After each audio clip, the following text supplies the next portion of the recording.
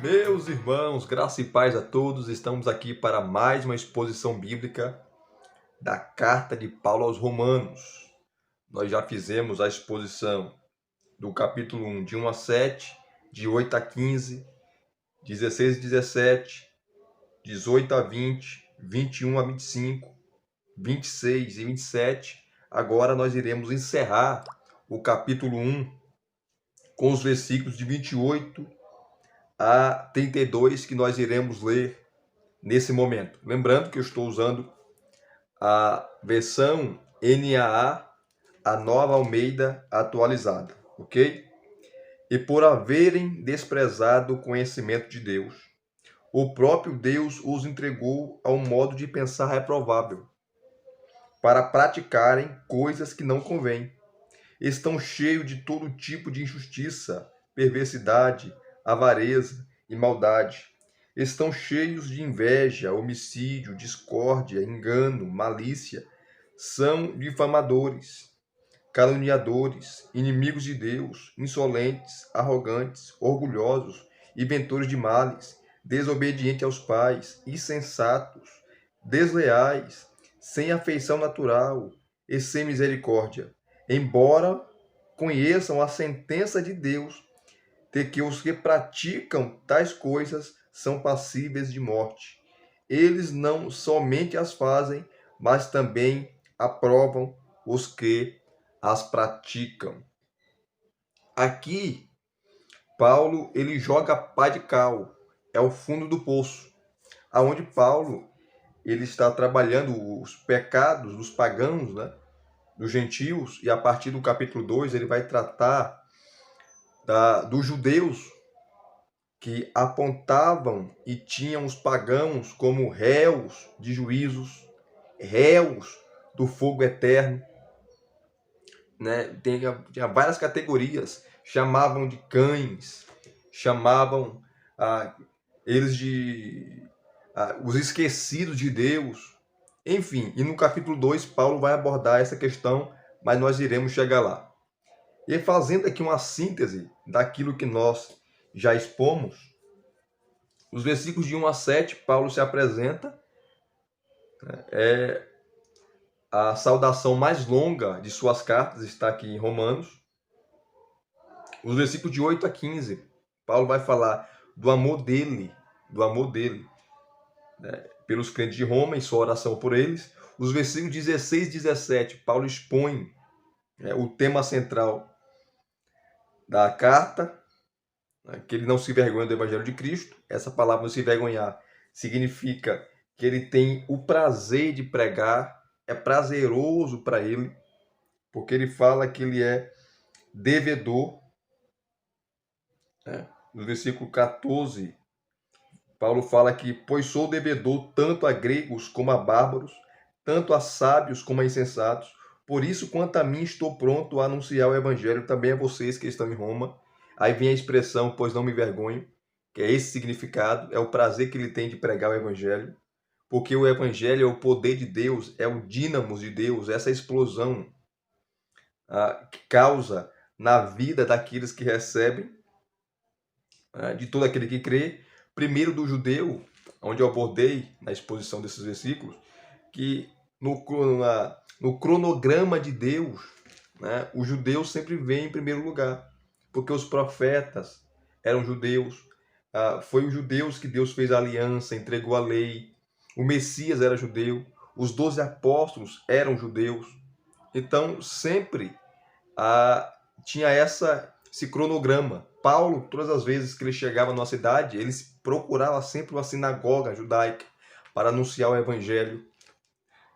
E depois ele focou, né? Claro que o ministério dele era especialmente focado aos gentios, tanto que ele é conhecido como apóstolo dos gentios, primeiro do judeu e também do grego. Grego aqui, como eu falei para vocês, não é aqueles que nascem ou nasceram na Grécia, mas os gentios de modo geral, porque o grego era um idioma universal daquela época.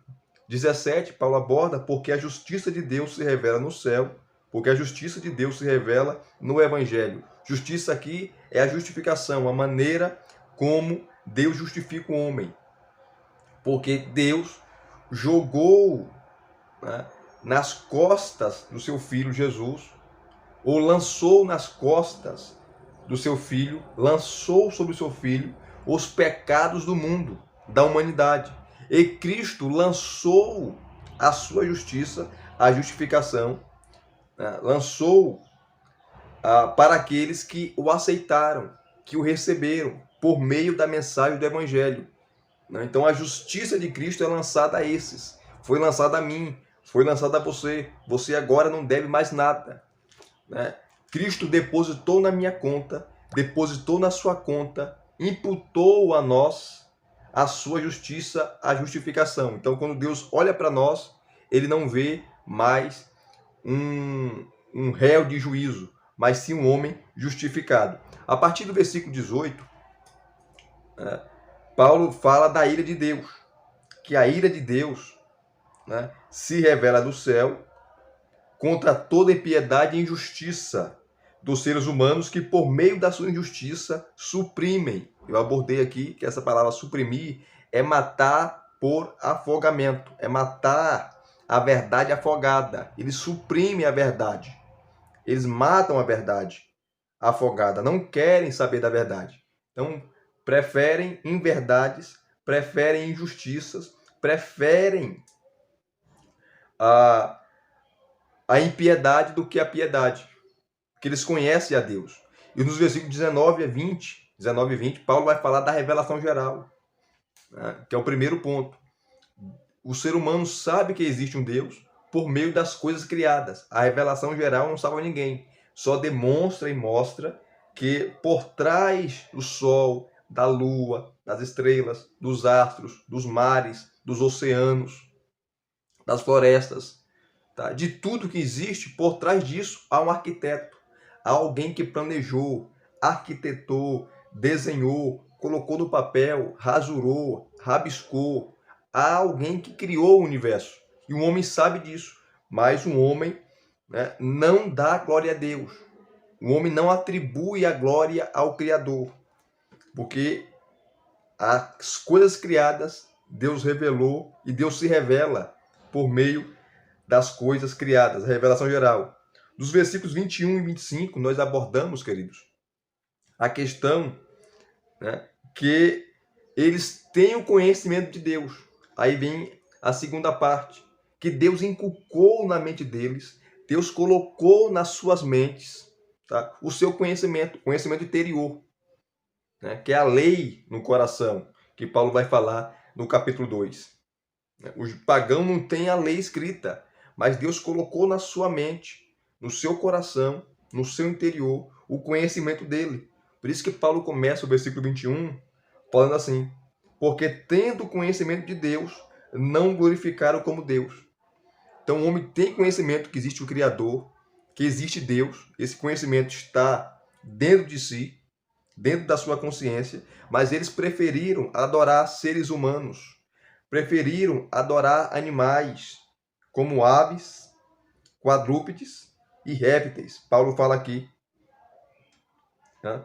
Olha só, o versículo 23, Paulo aborda isso. Os versículos 24 e 25, né? Paulo ele vai falar praticamente que as suas mentes são reprováveis, porque as suas mentes e os desejos do seu coração se obscureceu e eles começaram a desonrar o seu corpo, né? Praticar relações sexuais ilícitas, conforme ele vai falar nos versículos 26 e 27 sobre o homossexualismo ou a homossexualidade, né? E o versículo 24, Paulo começa falando, dizendo que Deus os entregou, assim como o versículo 26 e o versículo 28 que nós lemos aqui. E aqui está demonstrado a ira de Deus. Como eu falei nas outras exposições, é Deus deixar o ser humano exercer toda a sua maldade. É Deus tirar o pé do freio. É Deus cruzar os braços, já que vocês querem viver desse jeito, já que vocês têm o conhecimento de mim, né? Vocês me conhecem, já que Vocês não reconhecem que eu criei todas as coisas, né? Está aí nuas e patentes. Vocês querem viver desse jeito? Tá bom. Então eu vou cruzar os braços e deixar vocês exercerem toda a imundície, toda a maldade, todas as mazelas, todas as malícias dos seus corações para viver desse jeito. Então Deus tira o pé do freio. Aqui está demonstrado essa ira de Deus que acontece de uma maneira silenciosa, né? Entregando o ser humano às suas próprias mazelas. Os versículos 26 e 27, Paulo fala sobre o homossexualismo, né? Homem com homem, mulher com mulher. E hoje você vê isso claramente. Inclusive, a ideologia de gênero, né? Essa coisa do inferno, que fala que não existe sexo, não existe masculino nem feminino. Você nasce com gênero. Quando você crescer e chegar à sua idade marital, você vai decidir se você vai ser homem, se você vai ser mulher, se você vai ser bissexual, transexual, transgênero, pansexual e assim sucessivamente. Paulo já contraria aqui essa ideia, né? Não existe gênero. O que existe é macho e fêmea. E Paulo vai lá para a criação, para Gênesis, lembrando que Paulo ele tinha formação rabínica. Paulo ele era um fariseu antes de se converter. Ele conhecia muito bem o Pentateuco. Quando ele fala no versículo 26, né? Porque até as suas mulheres trocaram modo natural, essa expressão modo natural, Paulo está falando do padrão que Deus estabeleceu. Qual foi o padrão que Deus estabeleceu? Homem e mulher, ponto final. O que passar disso não é de Deus, tá? E tudo isso que acontece, esses desvios de conduta, de comportamento, é devido ao pecado, porque a depravação foi total, tá? A depravação foi total. É que o pecado atingiu todas as áreas do ser humano, tanto física, psicológica e espiritual. Não existe uma parte do ser humano, uma molécula do ser humano que não tenha sido atingida pelo pecado. A imago Dei, a imagem e semelhança de Deus, que é o homem, não foi destruída, mas ela foi manchada, ela foi rabiscada, ela foi rasurada, ela foi chamuscada pela lama do pecado. E essa perversão, onde mulheres tendo relacionamento sexual com mulheres e homens tendo relacionamento sexual com os outros homens. Tanto que Paulo fala no versículo 27, a parte final, homens com homens, né, cometendo torpeza, indecência e recebendo em si mesmos a merecida punição do seu erro. Aqui está a ira de Deus. Já que vocês querem viver nessas práticas sexuais ilícitas, desonrando o corpo de vocês, então vocês vão receber a merecida punição do erro de vocês. E no versículo 28, Paulo começa dizendo: e por haverem desprezado o conhecimento de Deus, o próprio Deus os entregou. Assim como o versículo 26, que Deus entrega as paixões infames ou vergonhosas, assim como o versículo 24, que Deus os entrega à impureza pelos desejos, né, pecaminosos de seus corações. Aqui no versículo 28, né, Paulo ele é mais enfático: e por haverem desprezado o conhecimento de Deus. Assim como o versículo 21, que Paulo aborda falando, né, dizendo que porque tendo conhecimento de Deus, não glorificaram como Deus. Um homem sabe, um homem conhece, o homem sabe que existe um Deus, o homem sabe que existe o Criador, o homem sabe que por trás das cortinas do universo existe um Criador, existe um Deus. E por haverem desprezado esse conhecimento do Eterno, do Criador, o próprio Deus os entregou. Como eu já falei aqui, vou falar mais sobre a ira de Deus. Está se revelando, entregando o ser humano aos seus próprios pecados. Entregou a um modo de pensar reprovável, para praticarem coisas que não convêm. Todo tipo de pecado que você imaginar. Idolatria, homossexualismo, né? O que você imaginar. E no versículo 29, Paulo vai dar uma lista, praticamente 32 pecados, né, que esse tipo de pessoas pratica. E vai mostrar a depravação total e geral dessas pessoas. Paulo começa no versículo 29. Eles estão cheios de todo tipo de injustiça. Aqui o que você imaginar. De perversidade, são perversos, são avarentos, são maldosos, estão cheios de inveja, homicídio, discórdia, engano, malícia, são difamadores. Outras versões, são caluniadores. Você sabe muito bem o que significa a palavra difamar, caluniar, falar mal. Aí Paulo continua falando, são inimigos de Deus. Porque quem pratica isso não pode ser amigo de Deus, está contra Deus, porque está praticando aquilo que Deus reprova. Então são inimigos de Deus, são insolentes, arrogantes, orgulhosos, inventores de males, desobedientes aos pais, não obedecem aos seus pais, pelo contrário, os desonram, insensatos, desleais, sem afeição natural, é um animal. Uma pessoa sem afeição natural, sem afeto natural, é um animal praticamente, que age por instinto, sem misericórdia. Embora, versículo 32, conheçam a sentença de Deus de que os que praticam tais coisas são passíveis de morte. Eles não somente as fazem, mas também aprovam os que as praticam. Então essas pessoas praticam tudo isso, todo tipo de mal, tanto moral como espiritual, desonrando o seu corpo, adorando criaturas, colocando o homem no lugar de Deus, colocando animais no lugar de Deus, adorando todo tipo de coisa que você possa imaginar. E eles sabem que existe o Deus, sabem que existe o Criador. Eles não somente as fazem, tudo isso, mas também aprova as pessoas que praticam tais atos. E Paulo está sendo radicalmente contra. Paulo está colocando o machado da verdade na raiz do problema. Paulo está tocando na ferida.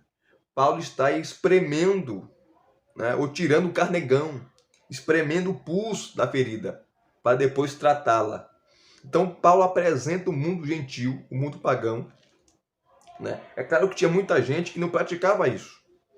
Tinha muita gente que era leal. Tinha muita gente que criticava o comportamento da sociedade da sua época. É só você ver os estoicos. O próprio Sêneca, aquele senador romano, criticava esses tipos de pecados.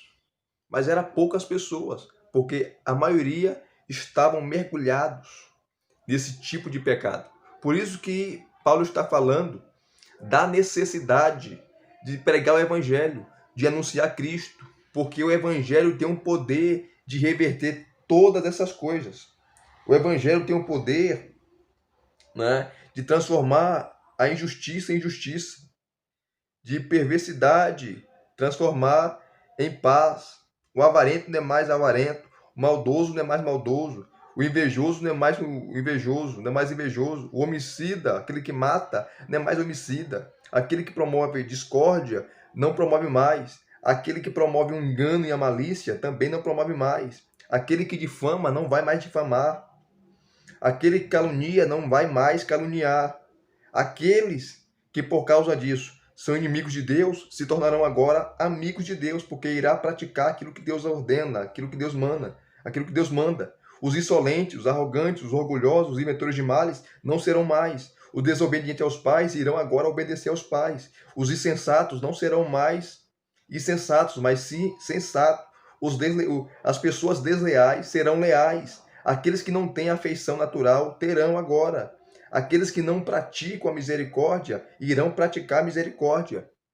Então, esse é o poder do Evangelho, que reverte tudo isso por meio da justificação, por meio da regeneração. O Espírito Santo convence esses pecadores ou pecador da justiça, do pecado, do juízo, transforma o seu caráter, a pessoa se torna agora uma nova criatura em Cristo.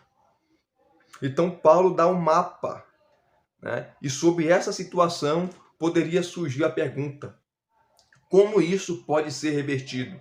Como essas coisas podem ser mudadas? Como esse padrão que Deus reprova pode ser mudado, pode ser totalmente revertido, né? E Paulo vai começar a falar da justificação pela fé que acontece por meio do Evangelho, da pregação do Evangelho, aonde Deus justifica os pecadores, não pela sua justiça própria, mas pela justiça de Cristo, que Deus lança os pecados da humanidade em Cristo e Cristo lança a sua justiça àqueles que recebem, àqueles que se arrependem, àqueles que reconhecem que necessita de salvação e de arrependimento. E aqui está mais uma exposição bíblica, onde nós finalizamos o capítulo 1. E se vocês gostaram de mais uma exposição, deixe aqui nos seus comentários, deixe o seu like, tá? Aqui o dedinho, ó. O seu joia, se inscreva no canal se você não é inscrito e acione o sininho para receberem todas as notificações. Muito obrigado mais uma vez pelo seu carinho, pela sua atenção, pela sua paciência e pela sua disponibilidade. Graça e paz. Até as próximas exposições.